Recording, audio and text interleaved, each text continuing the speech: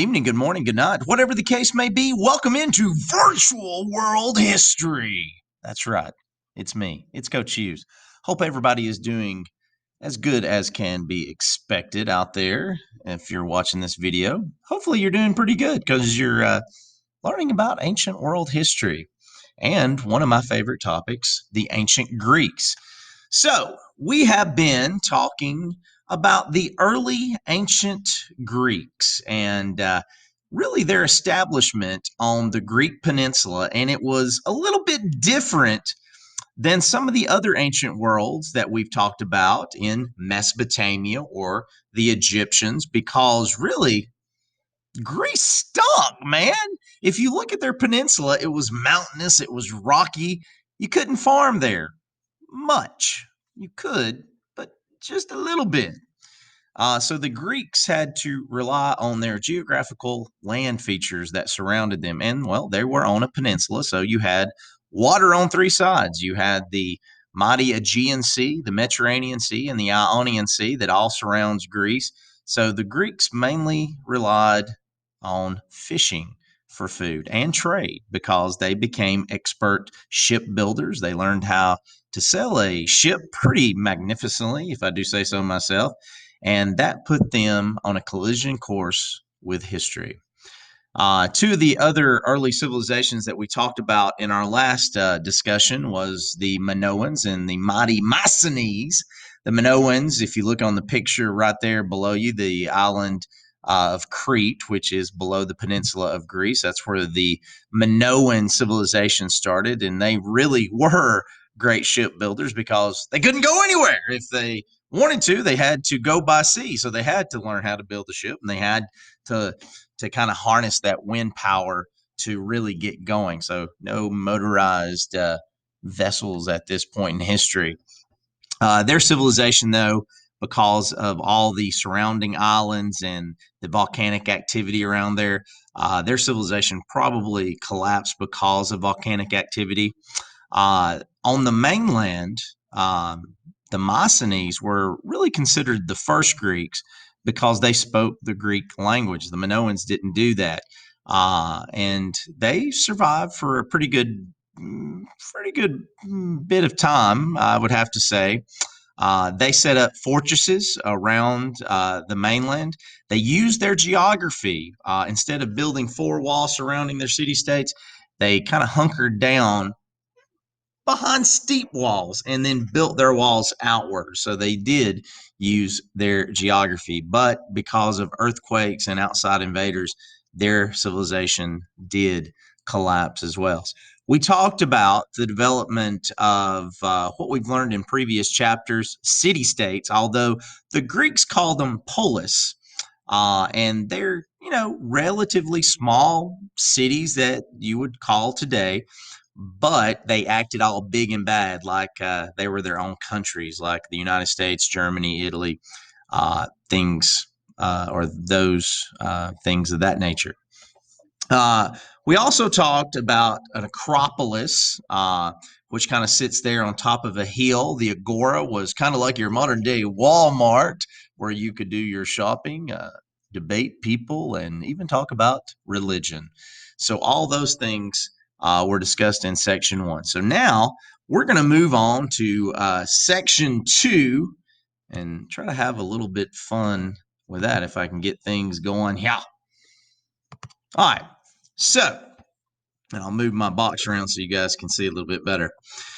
So, really, now that we've got the geography of Greece kind of out of the way, we need to kind of talk about the development overall of this Greek peninsula and the island of Crete that is to its south and I guess southeast there. So, really, democracy. It was born in ancient Greece. Everybody kind of looks and pinpoints to where democracy starts to ancient Greece, specifically in the city state of Athens. Now, democracy is a form of government in which people try, I would say, to rule themselves. Now, if you're thinking, hey, the United States, we're a democracy, actually, technically, We are more a constitutional republic than anything else. You might say that we are a representative democracy, which a lot of people will, but technically we are a constitutional republic here in the United States. Now, Athens was originally ruled by kings. I'm going to tell you what to do. Listen to me. And then by something called an oligarchy of aristocrats or rich landowners, nobles, the elite. That's pretty much how all of ancient civilizations kind of got started. You would think it would be the farmers that kind of run the show. I'm the face that runs the show around here. But in all reality, it was the elite, the people that had money, money, money to their name. And kings definitely fall into that category. Now, if we move along here, the nobles, the elite, they own large farms and they started to seize power from the Greek kings. Because remember, when you have several people, if you have the king kind of at top of a pyramid in the social ladder there, the nobles are right up there as well. And all of these people, they try to fight for overall domination of this area because they want to be in charge. Because you got more power if you're in charge than when you're not in charge. Now, farmers, they had to, well, if they wanted to survive, they had to borrow money from the nobles. And remember, farmers are in this pyramid shape. They're near the bottom. And if you look at this map here, that's a lot of mountainous terrain. There's not a lot of farmland in Greece. So if you are a farmer in this time, you're kind of on the outskirts already because you don't have enough farmland to produce a lot of food. You don't produce a lot of food, you're not trading with people. If you're not trading with people, you're not making money. So farmers basically, in order to keep farming, in order to grow food, in order to survive, they had to borrow money from somebody. There's no banks at this time. So who you borrowed money for would be the elitists, the nobles. And well, when they borrowed money, they often went into debt. They couldn't pay their debt back because look at the picture right here. You have a peninsula, Greek peninsula, and you have, see the dark brown, these are tall mountain ranges, okay? And then all the light brown is hilly regions that you can't farm. The green areas are where these farms would be, and you would see there's just not a lot of green areas here. So if the farmers don't make enough to trade, if the farmers don't make enough to pay for their crops or pay back their debt, they're in trouble. Now, the farmers, they would go on to kind of lose their land, their farmland, because they didn't have anything else to do. Well, I don't have any money because I didn't make enough crops. So how am I going to pay you back? I'm going to have to give you my land. So the farmers lost their land and had to work for the nobles, or they were sold into slavery at the worst case scenario. So basically, what D is saying here, you might want to circle that, might want to remember that, is the rich got richer. The nobles, they were going to get money from the farmers. Farmers couldn't pay it back, so they give, the farmers do, the land to the nobles. Well, land in this time period, and even today, equals money. So the nobles get more and more, and the farmers who couldn't pay their bills, now they've lost their land. They've lost that money that's invested in that land, and they actually get poor to a degree that some of them even went into slavery. So the rich get richer, and the poor, well, they get poorer in this scenario. Well, as you can imagine, the farmers are not going to be too happy. They're not going to be happy in the fact that they lost their land. They're not going to be happy for the fact they couldn't pay their bills back. So they demanded change. We demand change. They wanted to change the way the structure of these city-states were set up. Now, this unhappiness led to the rise of tyrants. I'm in charge. Listen to me, son. Or people who kind of take power by force and rule with absolute total authority. You're going to do what I say and you're going to like it. It's kind of like your parents. Hey, go clean your room. Why? You live under my house. Go do it. I shouldn't have to say anything else. So you have a tyrant that comes in charge because of all of these unhappy farmers. Now, tyrants, they ruled with total authority. But they had to be smart about it. Okay. If you come into power and you are in control of everything and you are the face that runs the place, as AJ Styles, WWE would say. Okay. Tyrants maintain their popularity by building marketplaces, by building temples and building walls. Circle F, know it for the quiz, know it for the test. Okay. So the masses would be the farmers. Okay. So you have a lot of people who are unhappy. You got to make these kids happy. You got to make these individuals happy. Okay. And how do you do that? Well, first of all, you make sure their bellies are all full, because when your bellies are all full, you're happy. Think about it. Thanksgiving, after you eat your big turkey dinner, can you do anything? Can you go play football? Probably not. That's probably why you play prior to Thanksgiving, your Thanksgiving meal. Okay.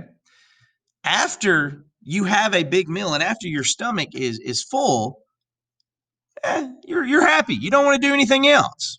So they build these marketplaces. Some even gave away free food, bread, and it made people happy. Think about this. You are not going to rebel. You're not going to assassinate anybody that builds marketplaces that brings food to the masses. Okay. So they're kind of navigating the system. They are playing the system. They are playing to the masses. They got to make you happy so you don't rebel, so you don't kill them in return. They also met your spiritual needs by building temples, places of worship, places that you could be fulfilled spiritually. They built temples. And probably one of the most successful things that kind of gets overlooked is building walls. Remember, the city-states are, in fact, that cities. And they would build these walls, in the Greek case, probably just kind of an outer wall. They probably pushed up their city against a big mountain, or they might have had walls all around their city-state. But they built walls. Why? For protection.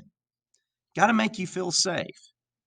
So the tyrants manipulated the system to make the masses happy so they could stay in charge. And they did it brilliantly. Okay.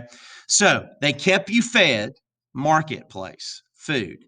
They kept you fed spiritually, religiously by building temples. And finally, safety. You felt safe because you were behind these big walls. Okay. So if an invader did come, it was very difficult to kill individuals behind this wall, because the wall, as I said it before, gave you kind of a high ground versus a low ground. It was much easier to defend. You didn't necessarily have to go on offense. So they manipulated the system. That's how tyrants stayed kind of in charge. All right. Now, the Greek people, like many people do, they eventually got tired. They got tired of tyrants, and they created a new type of government called oligarchies or democracies. Now, an oligarchy, not to be confused with Olive Garden, but they do have a tasty breadstick. An oligarchy is a form of government in which few people hold power. This might actually be successful, depending on who the few people are in power. If you've got three people in charge of a city-state and all three are outstanding citizens, outstanding individuals, they are the best of the best, you're probably going to have an outstanding city-state, probably with all the needs of the citizens met. Okay. But if you've got three slackers in charge that don't do anything and don't listen to anybody, your city-state is probably like that. It depends on who the few are in charge, whether an oligarchy is successful or unsuccessful. All right. Now, a democracy is a form of government in which all citizens share power and the rule of the people goes beyond that. Here's the thing about democracy. It depends on how the democracy is set up. Do you have a representative type democracy? Do you have a direct democracy? And those are things we're going to discuss in a couple of later slides. But it really kind of comes down to that, whether all of this works. Circle H.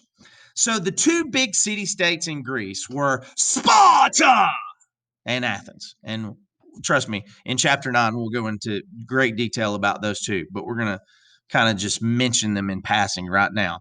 So Sparta, they created an oligarchy. And remember, an oligarchy is a form of government in which just a few hold power.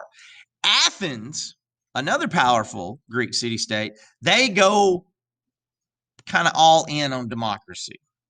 Okay, so you kind of have these two strong city-states in Greece, and eventually their governments are going to bump heads and their citizens as well. Okay, so let's talk about the development of democracy. A noble named Solon reformed the Athenian government, the Greek city-state of Athens, around 594 BC. Now, he ruled that all three men were citizens. And remember, it was the citizens that ran the democracy. So you need to know who was classified as a citizen. So he says, all free men are citizens, and they have a right to participate in our government. Okay, but is that true? Now, circle K.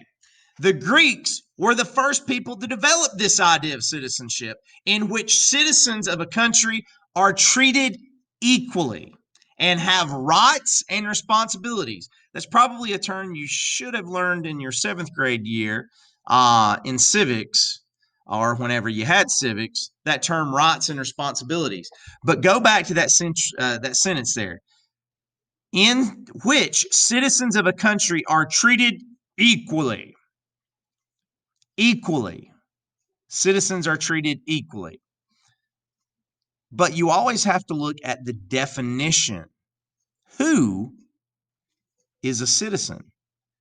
Because if you're not a citizen, you are definitely not treated equally. So let's look at who could be a citizen. Okay. So circle L if you're keeping score. It's going to be on the quiz, going to be on the test. In Greek city-states, not just Athens, only free, native-born, land-owning men could be citizens. So let's review this. You had to be free. Had to be free. Well, remember earlier, a lot of the farmers that went into debt to the nobles, some of them went into slavery. So they're not free. But the nobles are. Money. Native born. You must be a native born Greek.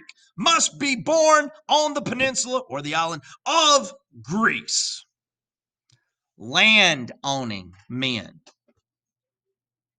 Well, the farmers had to kind of give their land to the nobles to pay their debt. The rich got richer and the poor got poorer.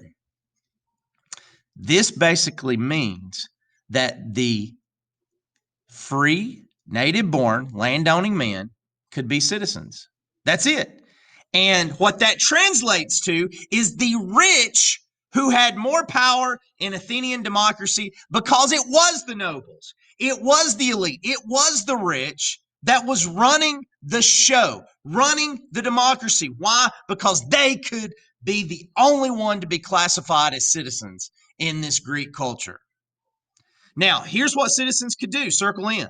Citizens could vote. They could hold office. They could own property. They could defend themselves in court. But again, we're talking about the elite, the rich. The rich get richer and the poor get poorer in ancient Greece. Now, although citizenship was limited, Athens had a direct democracy in which every citizen could participate in majority rules. It sounds pretty simple, but remember, it was only the rich that could be the citizens per se, maybe with a few exceptions, maybe. But the majority of these citizens were definitely nobles, the upper class, the elite, the rich. Okay. Now, democracy, a direct democracy in which every citizen could participate and majority rules, it works great if you have a small population. Okay. Say if you are in a classroom of 30 kids. Okay. I can ask them a question very quickly. A show of hands, majority rules, done. Okay. That's simple. That's how direct democracy works. If everybody in this classroom was classified as a citizen. Now, if you expand it to my classroom and the next one, we could get together, simple hand vote, majority rules, that's simple. But then if you take the whole school, put them in the gym, raise your hand. It gets a little bit more complicated because you have a higher number of people that you have to account for. So in a small population, direct democracy is going to work great. But if you go and you expand the number of people, the number of citizens that are actually participating in this, it's going to be a complete failure if you have to do this for every little thing. And direct democracy does not work with large populations. If you try to direct democracy here in the United States, 350 million people, and you had to have a direct vote every time you had something come up, it would be a disaster and you would never get anything done. Okay. Direct democracy works good with small populations. Circle O. Now, here in the United States, constitutional republic, we operate more or less as a representative type government in which citizens elect people to represent them. Okay. So we have candidates. And instead of having a direct election, direct vote, direct democracy every time something comes up, we elect people that go along with our philosophies and beliefs. Now, sometimes you have two candidates, and one candidate might just be that much better than the other one. Okay. You should always do your due diligence when voting for someone to see what their philosophies and your philosophies line up and what don't line up. You may actually vote for somebody that only matches up with you 50% of the time, but the other person only matched up with you 20% of the time. It's still not a great percentage, and you may elect somebody that does something you don't want them to do while in office, but that is representative type of government, representative type of democracy. All right. Athens creates a democracy. A leader named Cleisthenes introduced democracy in Athens about 500 BC. Now, through this, he was an aristocrat himself, rich, landowning, noble citizen. He didn't support what was going on. He didn't support these other aristocrats. He overthrew the aristocrat leaders using popular support, kind of like the tyrants. He made himself popular. And under his rule, all citizens had the right to participate in the assembly that created laws. But again, there's that loophole. Who is a citizen? It's still going to be the free native-born land-owning men. And anytime you say land-owning, it's going to include the aristocrats, whether you overthrow them or not, because they're the ones that own the land. Now, these assemblies were held outdoors to make sure that everyone could attend, because you just didn't have large gymnasiums at that time, okay? So they wanted to make sure that everyone could attend, and really anyone could give a speech before votes were taken. Anyone? This would be a disaster. This would be messy, because it's kind of like a filibuster in Congress today. You could get up and just talk for hours about something that doesn't even relate to what they're voting on. So this absolutely could be messy. Either too many people would come to an assembly, or you didn't have enough. You didn't have enough people come. Eventually, the Athenians began to select city officials to make the decisions. A little bit of representative democracy in action there. Citizens were eventually allowed to decide court cases by even serving on juries. All right. Now, citizens gradually gained more and more power over time. Athenian democracy reached its golden age, or height, with a general named Pericles, who led the government from 460 to 429 BC. Now, the democracy in Athens, it worked pretty good. It actually worked well. The best it ever did under his rule. And it was because of this that he was kind of in charge for about 30 years. He promoted democracy by including more people in the government. Okay. If you include more people in the government, you kind of make people happy, because you make them think, at least, that they are important and they are included in this. Circle G, the age of Pericles, was a time of creativity, a time of learning, my friend. Pericles built temples and statues in the city after the destruction of the Persian Wars. Time out. He's doing the same thing a tyrant did. He's rebuilding the city, making sure people are fed. He's doing all these things. You know what's rebuilding a city? Rebuilding the marketplaces, rebuilding the temples, rebuilding the walls. He's making them happy. He's catering to their needs. Very similar to a tyrant. He also supported the artists, writers, and architects, and even philosophers. And philosophers are people who ponder questions about life. That's a job right there. Still, democracy all but ended when Athens was conquered by Macedonia in 330s BC. The Macedonian king did not like anyone other than himself making laws, because he was king and he wanted total authority. Though the city council kept operating in a limited capacity to kind of keep everybody thinking they're important, thinking they have happiness, the new Greek king in 320 BC abolished even that right. Why? Because he's a king. He wants total control. And that's what he got, my friends. All right. So, what did you learn today?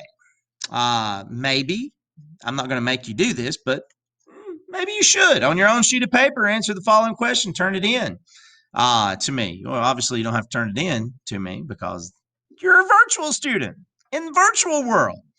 But for test purposes and quiz purposes, start to think about direct and representative democracies. Okay, that's what you kind of need to know. All right.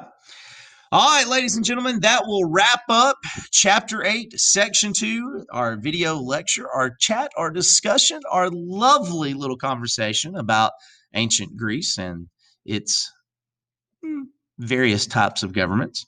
So until next time, hope everybody stays safe, be aware, and hope you learned just a little bit of something. I'm Coach Hughes. I'll see you when I see you.